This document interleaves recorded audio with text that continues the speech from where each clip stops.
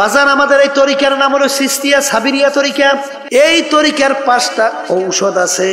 তোমরা কিছুদিন ঠিক মতো ঔষধ পালন করে দেখো, দেখবা তোমার আমার আগে নামাজ ভালো লাগতো না, এখন আজান দিলে আল্লাহর ফজল করবে, নামাজ পড়ার জন্য পাগল হইয়া যায়। আগে রোজা ভালো লাগতো না, এখন জীবন গেলেও রোজা ছাড়তে পারে না। আগে মিথ্যা কথায় অভ্যস্ত, এখন আল্লাহর ফজলে জীবন গেলেও মিথ্যা কথা বের হয় না। আগে বিভিন্ন জুলুমের ভিতরে লিপ্ত ছিল, এখন আল্লাহর ফজল করমে জুলুমের কাছেও যায় না। আর বাজানদেরকে বলবো, যদি আল্লাহর কুতুব চরমুনাইর এই তরিকার এই প্রেসক্রিপশন আপনার কাছে ভালো না লাগে, বাজান যে কোনো একজন হক্কানি আলেম, এখন হক্কানি পীর বুজুর্গ একখানি বাজান সহি তরিকার উপরে কোরআন এবং হাদিস অনুযায়ী আপনাকে রাস্তা যারা বাতাইবে, আমাদের উদ্দেশ্য হইল কলবের রোগ সাইরা চোখে পানি নিয়ে আল্লাহর হুকুম নবীর তরিকা অনুযায়ী চইলা তারপর কলবকে স্বচ্ছ কইরা মাওলার দরবারে হাজির হওয়া। কি জোরে বলার কথা ঠিক কিনা? দুনিয়া স্থায়ী না ক্ষণস্থায়ী? আখেরাত তাই যে ক্ষণস্থায়ী জিন্দেগির পিছনে পড়ে আখেরাতের স্থায়ী জিন্দেগি ধ্বংস করবে, সে জ্ঞানী না বোকা? এই বোকাদের নেতৃত্বতে আবু জাহাল মার্কায়রা। এই জন্য আল্লাহ আল্লাহ রসুল ওর নাম রাখছে আবু জাহাল, মূর্খের বাপ। ঠিক কিনা? ওর তো খবর নাই ও যে মূর্খের বাপ হইয়া ও যে আবু জাহাল মার্কা হইয়া রয়েছে, এ খবর ওর নাই। বলার কথা ঠিক কিনা? এই জন্য যারা মানুষ, আমি আগেই বলছি, ইল্লা মান আতাল্লাহ বিকলবিন সালিম। বাজান চোখ, কান, নাক, হাত, অন্য অন্য অঙ্গ প্রত্যঙ্গ, এটা কি মানুষ বলে না?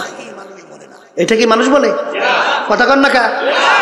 যদি এইটাই মানুষ হইতো, দেখবেন সমাজের ভিতরে এক শ্রেণী মানুষ ওর অত্যাচারে, ওর আচার আচরণে, এই ওর বিভিন্ন জুলুমে মানুষ অতিষ্ঠ হইয়া এক পর্যায়ে মন্তব্য করে যে ওই লোকটা কুত্তার চেয়েও খারাপ। করে আছে।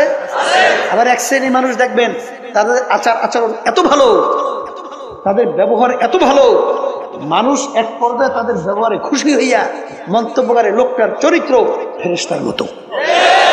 আচ্ছা বলেন, যার ব্যাপারে বলছে কুত্তার চেয়ে খারাপ, ওর হাত কয়টা? আর যাকে বলছে ফেরেশতার মতো, ভালো করে বোঝেন, ভালো করে বোঝেন। এই যারে বলছে কুত্তার চেয়ে খারাপ, ওর পাও কয়টা? আর যাকে বলছে ফেরেশতার মতো, কোন অঙ্গ প্রত্যঙ্গে পার্থক্য কি আছে? তাহলে কোন জায়গায় যেন একটা পার্থক্য আছে? বলেন বলেন, কোন জায়গায় যেন একটু? সেই পার্থক্য হলো কলবের পার্থক্য। সবাই জোরে বলেন সুবহানাল্লাহ। কিসের পার্থক্য? এই বাজান। আর আল্লাহ রাব্বুল আলামিন এই যে কোরআনুল কারীমে আমি আয়াত শরীফ তেলাওয়াত করেছি, এই আয়াতের ভিতরে আল্লাহ রাব্বুল আলামিন বেহেশতে যাওয়ার জন্য শর্ত লাগাইছেন। কি শর্ত? যার কলব পরিচ্ছন্ন হবে, যার কলব সুস্থ হবে, যার কলব ভালো হবে, সেই একমাত্র আমার বেহেশতে জায়গা পাবে। আর যার কলব পরিচ্ছন্ন হবে না, যার কলব রোগাগ্রস্ত হবে, আল্লাহ রাব্বুল আলামিন বলছেন ওর জন্য হসপিটাল রাখলাম আমি জাহান্নাম। সবাই জোরে বলেন নাউযুবিল্লাহ।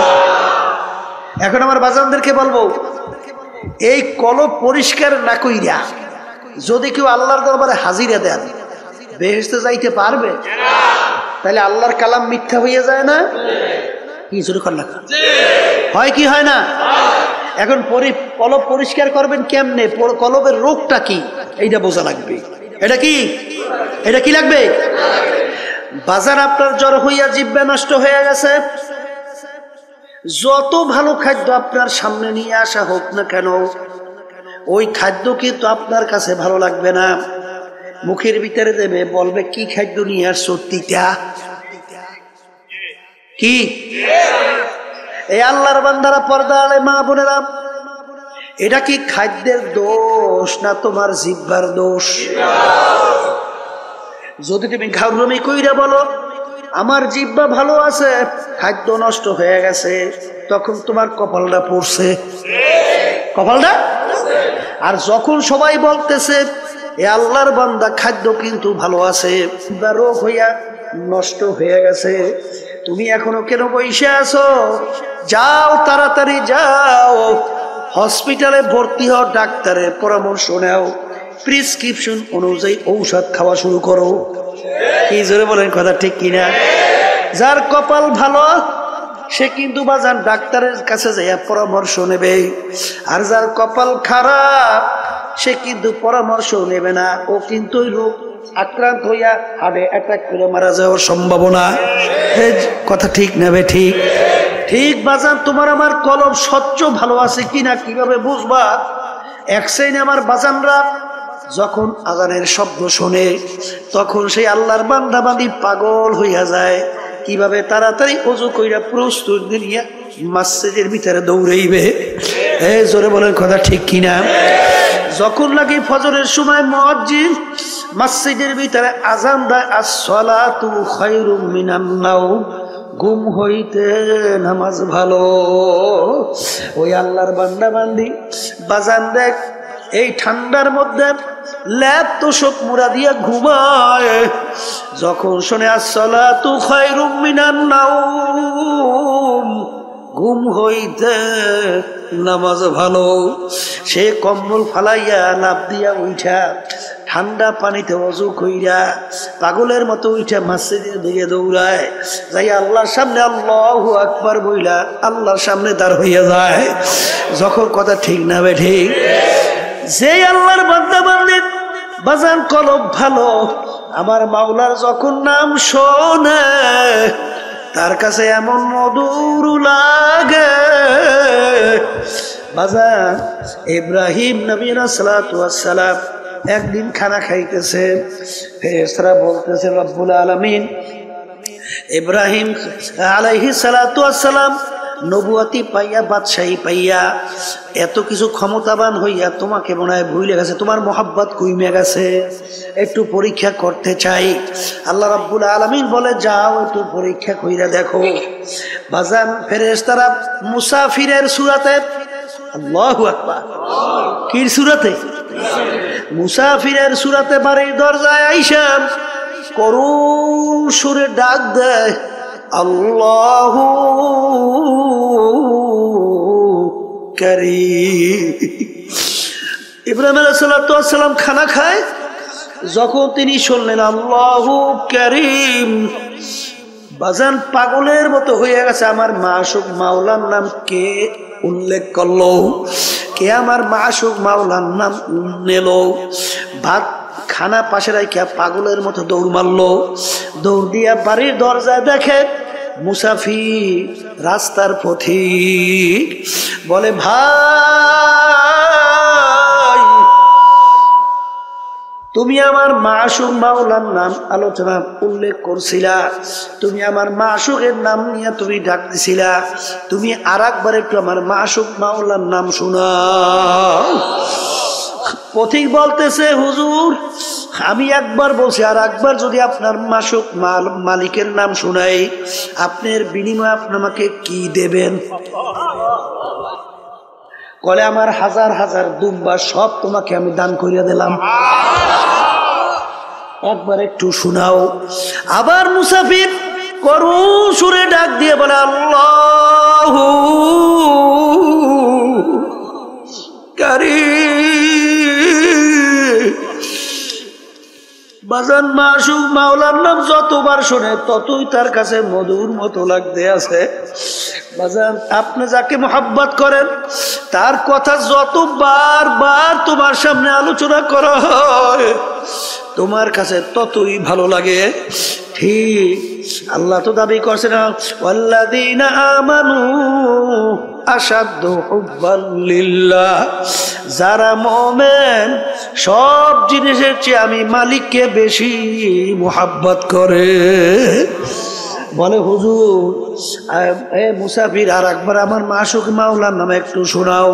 হুজুর বিনিময় কি দেবেন? কলে আমার হাজার হাজার উট সব তোমাকে আমি দান কইরা দিলাম। আবার ডাক দিয়ে বলে আল্লাহু কারীম। যত বলে ততই তার কাছে আরো মজা মজা লাগে, কারণ মোহাব্বতি লোকের নাম অন্যের মুখে শুনতে আরো ভালো লাগে। বাজার এখন বলতে বলতে তার সব মাল সম্পদ দেওয়া হয়ে গেল। আবার একটু শোনাও, এর বিনিময় কি দেবেন? আমার তো আর কিছু নাই, আমি তোমার সঙ্গে ওয়াদা করতেছি, আমি ইব্রাহিম যতদিন বাইচা থাকবো ততদিন আমি তোমার গোলামি করতে থাকবো। তবু তুমি একটু আমার মাসুক মাওলার নাম শোনা। তখন ফেরেশতা বলতেছে হুজুর আমি কোন রাস্তার ফকির মুসাফির না, আমি মাওলার ফেরেশতা ছিলাম আপনার কাছে পরীক্ষার জন্য। শোনেন শোনেন, আপনার মাসুক মাওলার নাম যত মনে চায় শোনেন। বাজান তখন আল্লাহর নাম মন মতো শুনাইল। বাজান বাজান যার কলব স্বচ্ছ তার মালিকের নাম শুনতে মজা লাগে। জোরে বলে কথা ঠিক না বেঠি? এ আল্লাহর বান্দারা, পর্দা আলে মা বোনেরা, তোমার কলব ভালো না মন্দ তুমি কেমনে বুঝবা? এক শ্রেণী মানুষ ওর কাছে ঢোল বাদ্য গানের আওয়াজ ভালো লাগে। আর একটু আসতে কন, এই আছে জোরে কন, আছে জোরে কন, আছে। তার কাছে আজানের শব্দ বিশ্বাস শব্দের মতো মনে হয়। জোরে বলেন কথা ঠিক না ঠিক? তার কাছে আল্লাহর নাম শুনলে বিরক্ত লাগে। তখন বুঝতে হবে বাজান এটা কিন্তু নামাজের দোষ না, আল্লাহর নামের দোষ না, আজানের দোষ না, তোমার কলবটা নষ্ট হয়ে গেছে। তোমার কলব কি হয়েছে? এটা মুখ খুলে বলেন, কলব কি হয়েছে? এখন এই কলব নষ্ট অবস্থায় তুমি যদি দুনিয়া থেকে বিদায় নিয়ে কবরে যাও, আমার মাওলার বেহেশতে যাওয়া যাবে? হ্যাঁ, বেহেশতে যাওয়া যাবে? আবার জোরে কাজ যাবে? এখন বাজান তোমার কাছে নামাজ ভালো লাগে না, আল্লাহর জিকির ভালো লাগে না, তোমার কাছে আজানের শব্দ ভালো লাগে না, এটা কিন্তু আজানের দোষ না, নামাজের দোষ না, এটা কিন্তু তোমার কলবের দোষ। এখন এই কলবের ভিতরে রোগ আইসা গেছে। এখন কলবের চিকিৎসা করা লাগবে কি লাগবে না? সবাই কোন নাই? কলবের চিকিৎসা লাগবে, লাগবে, লাগবে। এখন এই কলবের চিকিৎসার জন্য MBBS FRCS ডাক্তার তাদের কাছে যাইবেন না? হ্যাঁ, তারা কলবের চিকিৎসা করতে পারবে? এই কলবের চিকিৎসককে, কলবের চিকিৎসক হলো হক্কানি উলামায়ে কেরাম, হক্কানি পীর বুজুর্গেরা। কি কথা কয় না দেখি? এখন এই আল্লাহ খাস বান্দাদের কাছে, হক্কানি আলেমদের কাছে যাওয়ার পরে আপনার অবস্থা দেখার পরে বলবে বাজান তুমি এইটা করো, এইটা কইরো না। কথা কয় না? তুমি এইভাবে চলো, এইভাবে চইলো না। যারা আল্লাহর খাস বান্দাদের হুকুম ঠিক মতো মানতে পারবে, আল্লাহ রাসূল সাল্লাল্লাহু আলাইহি ওয়াসাল্লাম একদিন বসা এক সাহাবী এসে বলতেছেন, ইয়া রাসূলুল্লাহ, ইয়া হাবিবাল্লাহ, আপনি আমাকে কিছু আমলের কথা আপনি বইলা দেন, যেই আমল করার মাধ্যমে আমি নাজাত পাইয়া জান্নাতে যাইতে পারবো। তাহলে বোঝা গেল সাহাবীর আগেই সে ঈমানদার ছিল, ঈমান আনছিল। কথা ঠিক? আল্লাহ রাসূল সাল্লাল্লাহু আলাইহি ওয়াসাল্লাম তাকে নামাজ সহ বিভিন্ন আমলের কথা বাতাইলেন। সাহাবী বলতেছেন, ইয়া রাসূলুল্লাহ, ইয়া হাবিবাল্লাহ, আপনি সাক্ষী থাকেন, আপনি যেইভাবে আমাকে বলছেন আমি হুবহু এইভাবেই পালন করব। একটু বাড়াবো না, একটু কমাবো না। যখন এই কথা বললে আল্লাহর বান্দারা না করলো, আল্লাহ রাসূল সাহাবায়ে কিরামদেরকে বললেন, তোমরা যদি বেহেশতি লোক দেখতে চাও তাকে ইঙ্গিত করিয়া বললেন তাকে দেইখা না। আল আমরু ফাওকাল আদাব, আদবের ভিতরে সবচেয়ে বড় আদব হলো কথা মানা। আদবের ভিতরে সবচেয়ে বড় আদব কি? হ্যাঁ, আর বেয়াদব মাহরুমে গাশত আজ, আর যে নাকি বেয়াদব হয়, কথা মানে না, আল্লাহর রহমত থেকে বঞ্চিত হয়। কথা ঠিক? এখন আবার কথা কইয়েন এক শ্রেণী কিন্তু বর্তমানে ফতুয়া দেয় না, আমরা দেবো কি? এখন তারিখ কেমন আরো ফতুয়া দেওয়া শুরু করছে। নামাজ নাই, রোজা নাই, খারাই ঘেরাইয়ে মতে, তারাও এখন ফতুয়া দেয়। কি আমি ভুল বলছি? হ্যাঁ, ঠিক মতো আলিফ উচ্চারণ করতে পারে না, ঠিক মতো সূরা ফাতিহাটা সহিভাবে তেলাওয়াত করতে পারে না, এরাও এখন ফতুয়া দেওয়া শুরু করছে। আছে না নাই? কে আপনারা বাংলাদেশে আধুনিক যুগে বুঝি টের পান না? ট্রাক্টর পান না? কি ট্রাক্টর পান না গেছে? পাইছেন না? হ্যাঁ, ফতুয়া দেওয়া শুরু করছে। ফতুয়া মানে মতামত। মতামত দেবে কোরআন এবং হাদিসের সঙ্গে না মিললে মেলা লাগবে না? না তোমার নিজের মতামত? হ্যাঁ, ফতুয়া মানে রায় প্রদান করা। আপনি রায় দেবেন কোরআন এবং হাদিসের বাহিরে না কোরআন এবং হাদিস অনুযায়ী? হ্যাঁ, মেলা লাগবে না? না লাগবে না? বর্তমানে একদল ভাই এসে ফতুয়া দেয়। আল্লাহ মাফ করেন, আল্লাহ আপনি মাফ করে দেন। আল্লাহুম্মা আমিন। এই জন্য আমার বাজানদেরকে বলবো, বাজান আমাদের এই তরিকার নাম হলো সিস্তিয়া সাবিরিয়া তরিকা। এই তরিকার 5টা ঔষধ আছে। আমার আব্বাজান দাদাজান বাজান চ্যালেঞ্জ করে বলতেন, বাজান তোমাদের সঙ্গে কোনো ঝগড়া নাই, মারামারি নাই, কাটাকাটি নাই, তোমরা কিছুদিন ঠিক মতো ঔষধ পালন করে দেখো, দেখবা তোমার আমার আগে নামাজ ভালো লাগতো না, এখন আজান দিলে আল্লাহর ফজল করবে, নামাজ পড়ার জন্য পাগল হইয়া যায়। আগে রোজা ভালো লাগতো না, এখন জীবন গেলেও রোজা ছাড়তে পারে না। আগে মিথ্যা কথায় অভ্যস্ত, এখন আল্লাহর ফজলে জীবন গেলেও মিথ্যা কথা বের হয় না। আগে বিভিন্ন জুলুমের ভিতরে লিপ্ত ছিল, এখন আল্লাহর ফজল করমে জুলুমের কাছেও যায় না। আপনাদের এলাকায় 2-1 জন নাই? এই 1 জন 2 জন, হাজার হাজার, কথা বলেন না?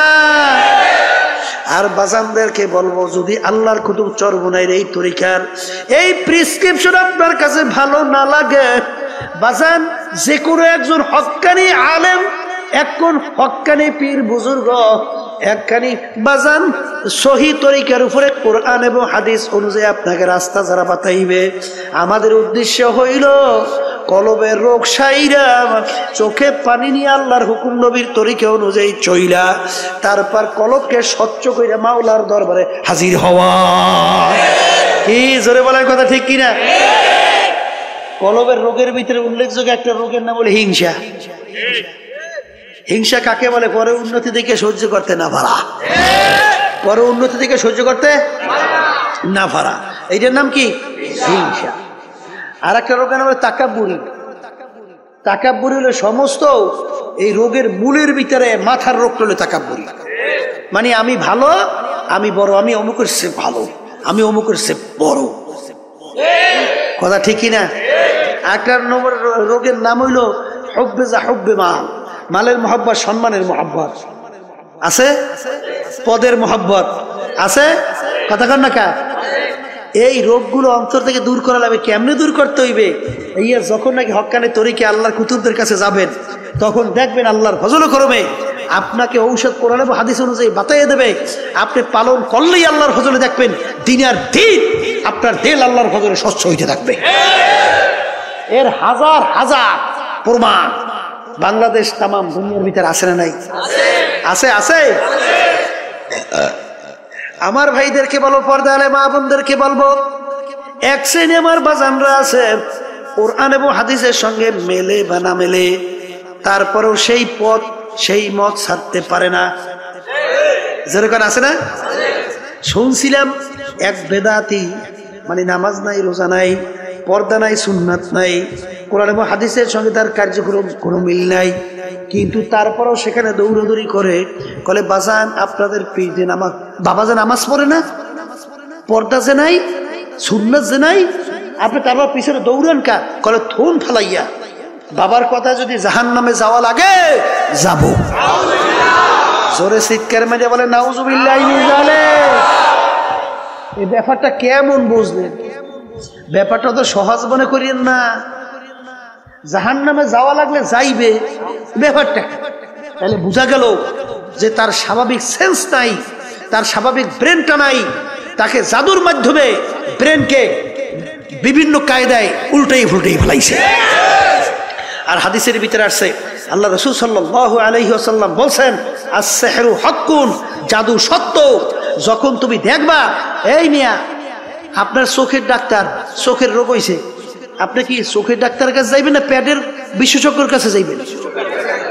আপনার পেটের রোগ হইছে, পেট বিশেষজ্ঞের কাছে যাইবেন না চোখ বিশেষজ্ঞের কাছে যাইবেন? হ্যাঁ, আচ্ছা আপনি বেহেশতে যাইবেন, জাহান্নামের পথ কোনটা, বেহেশতের রাস্তা কোনটা, এটা কোরআন এবং হাদিসের বাহিরে কোনো বেহেশত এবং জাহান্নামের রাস্তা আছে? আচ্ছা, এই সম্পর্কে ডাক্তার কারা? হক্কানি ওলামায়ে কেরাম না বিভিন্ন কায়দায় ইংরেজি ফরনিয়ারা? কথা কয় না? হ্যাঁ, যারা নাকি বিভিন্ন ইংরেজি ফরিয়ে টুরিয়ে বিভিন্ন মাঝে মধ্যে একটু ভতুয়া দেয়, বিভিন্ন কায়দা কায়দায় আপনাকে জান্নাতে নিয়ে যাই চায়, তাইলে রুগীও মরবে, হেডাও মরবে। কি কথা কন না কা? বুঝা পাবারাই তুই, অত সহজ না বাজার, ব্যাপার কিন্তু বড় কঠিন, অত সহজ। আপনি যাইতে হবে কোরআন এবং হাদিস বুঝুন না, বিশেষজ্ঞর কাছে যাইতে হবে। তারপরে আপনি যদি না যান, তারপরে যদি সেই বাবাদের কাছে যান, সেই মুরব্বীদের কাছে যাইয়া কোরআন এবং হাদিসের সঙ্গে সাহাবায়ে কেরামদের সঙ্গে মিলুক বা না মিলুক, তারপরে আপনি দৌড়দৌড়ি করতেছেন, তাহলে বুঝতে হবে আপনার জেহেন ঠিক নাই, তাহলে জাদুর মাধ্যমে আপনার জেহেনকে পরিবর্তন ঘটাই বলাইছে। আল্লাহ রাসূল সাল্লাল্লাহু আলাইহি ওয়াসাল্লামকে জাদু করে নাই? কথা কয় না কা? আল্লাহর নবীকেও জাদু করছে, অত সহজ মনে করিয়েন না। আস-সিহরু হাক্কুন, জাদু সত্য। জোরে বলেন কথা ঠিক না বে ঠিক? এই জন্য আমার ভাইদেরকে বলবো, পর্দা আলে মা বোনদেরকে বলবো, বাজান কোনো দলাদলি বুঝি না। আমার আব্বাজান রাহমাতুল্লাহ আলাইহি বলতেন, এ দুনিয়ার মানুষ শোনো, আমি ফজলুল করিম দুনিয়া থেকে বিদায় নিয়া কবরে যাওয়ার পরে ফুলের মালা একটার পর একটা গাইথা তোমরা যদি আমার কবরকে ভইরা রাখো, আর আমার মাওলা যদি আমাকে কবরে মাপ না করে, ওই ফুলের মালা আমার কিছু আসে যায় না। আর তোমরা যদি জুতার মালা একটার পর একটা গাইথা আমার কবর যদি তোমরা আমাকে ভইরা রাখো, আর আমার মাওলা যদি আমাকে কবরে মাপ কইরা দেয়, ওই জুতার মালা আমার কিছু আসে যায় না। এই জন্য আমার বাজানদেরকে বলবো, পর্দা আলে মা বোনদেরকে বলবো, আমার আব্বাজান বলতেন, আমি দল দিয়া কি করব, আমি টাকা দিয়া কি করব, আমি সম্পদ দিয়া কি করব, আমি বিভিন্ন অমুক টমুক সমুক দিয়া কি করব, আমি পীরগির দিয়া কি করব, কারণ কবরের প্রশ্নের উত্তর আমার দেয়া লাগবে, আমার কবরের প্রশ্নের উত্তর আমার দেওয়া লাগবে। খোদা না খাস্তা কবরে যদি প্রশ্নের উত্তর আমি ঠিক মতো দিতে না পারি, আল্লাহর হাবিব বলছেন, আল কবরু রাউযাতুম মিন রিয়াজিল জান্নাহ আও হুফরাতুম মিন হুফারিন নার।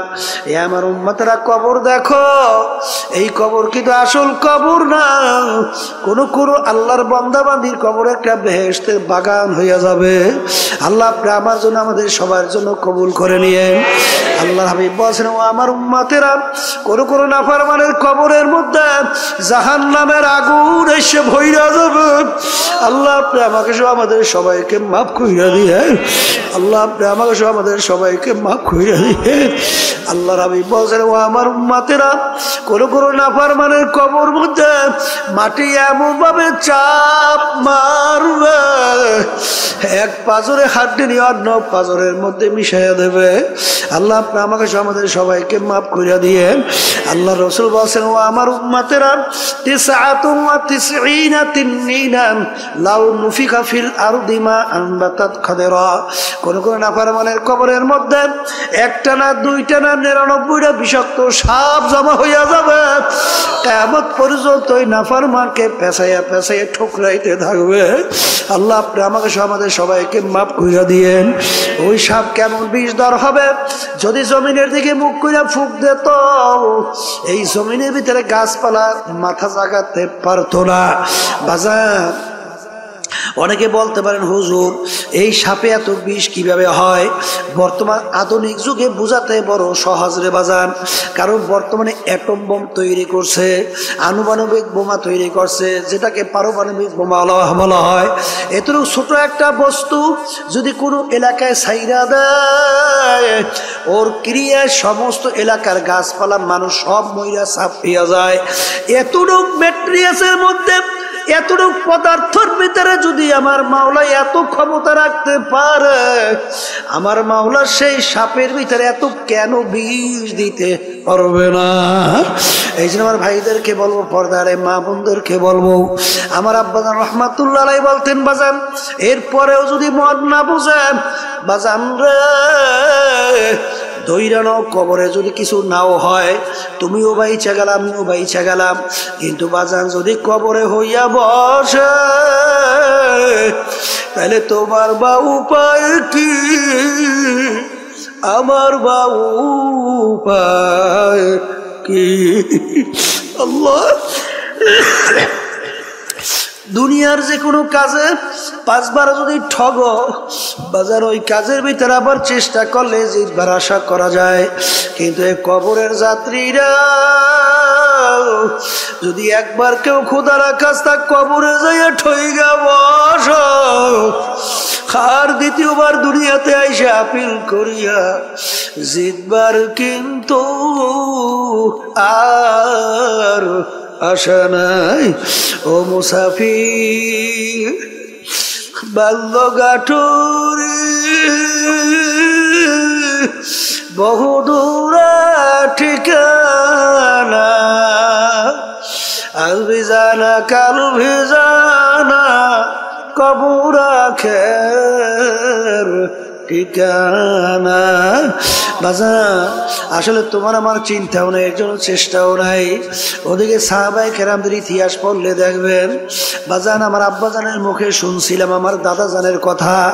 আমার দাদাজান ইন্তেকালের আগে আগে চোখের উপরে বসে পাশেই কবরস্থান, তাকাইয়া তাকাইয়া 2 চোখ দিয়া বাইয়া বাইয়া টপ টপ কইরা দাঁড়িয়ে ভিজা ভিজা পানি ভরে, আর করুণ সুরে ডাক দিয়া দিয়া বলে, ওরে আমার বাউলারা,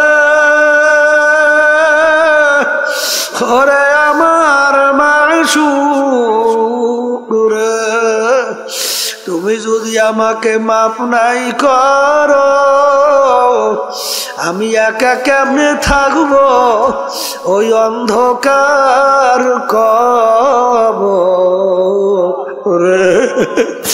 বাতি নাই রে, সাথী নাই রে কবর।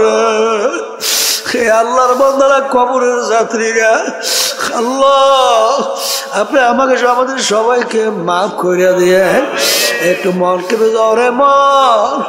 আজকে টাকার গরমে, ক্ষমতার গরমে, দলের গরমে, সম্মানের গরমে ধরাকে সরা জ্ঞান মনে করো না, কিন্তু যেদিন তোমাকে কবরে রাখবে, হারে নাফরমান দেখবে আস্তে আস্তে বাঁশের ছাউনি শুরু হয়ে গেছে, বাজান হোগলা পাতা দিয়া ঢাকা শুরু হয়ে গেছে, বরফ দিয়া ডাইকে মাটির উপরে মাটি মাটি, বাজার আস্তে আস্তে কবর অন্ধকার হয়ে আসতে আসে। এখন ডানের দিকে তাকাইয়া দেখে কিছু দেখা যায় না, ডানে দেখে মাটি, বামে দেখে মাটি, উপরেতে বাঁশের ছানি, নিচের দিকে তাকাইয়া দেখে মাটির বিছানা, আরে উপরে দেখে মাটি, নিচে মাটির বিছানা। আরে এখন দিক বিদিক না পাই আমার মালিককে ডাকতে থাকবে, আল্লাহ আল্লাহ আল্লাহ আল্লাহ। আমার মালিক উত্তাদে বড় নেব মুখারাম, আমার সমস্ত নেয়ামত ভোগ করিয়া দুনিয়ায় বাইচা ছিলি, আমার দেওয়া নেয়ামত চক্ষু দিয়া দেখছো, আমার দেওয়া নেয়ামত জবান দিয়া কথা বলছো, আমার দেওয়া নেয়ামত কান দিয়া শুনছো, আমার দেওয়া নেয়ামত ব্রেন দিয়া পড়াশোনা কইরা বড় ডিগ্রি অর্জন করছো, আমার দেওয়া নেয়ামত দিয়া ব্যবসা বাণিজ্য করে সম্পদ গুছাইছো, আমার দেওয়া নেয়ামত সূর্যের আলো ভোগ করছো, আমার দেওয়া নেয়ামত নদীর ভিতর থেকে মাছ উড়ে পাক কইরা খাইছো, আমার দেওয়া নেয়ামত ধানের ভিতর থেকে চাউল বের করে ভাত পাক কইরা খাইছো, আমার দেওয়া নেয়ামত সব ভোগ কইরা আমার হুকুম মানু নাই। আরে যেরকম দুনিয়ায় তুই আমাকে ভুইলা গেছিলি, আরে দুনিয়ায় বসে তুই আমাকে ডাকো নাই, আর এখন কবরে শত শত বছর আমাকে ডাকবি, আমি একবারও তোর ডাকে সাড়া দিব ওলা। ও কবরের মাটি এমন ভাবে চাপ মারো, এক পাজরে হাত দিলি অন্য পাজরের মধ্যে মিশাইয়া দাও, আমার কাছে কোনো খাতির হবে না।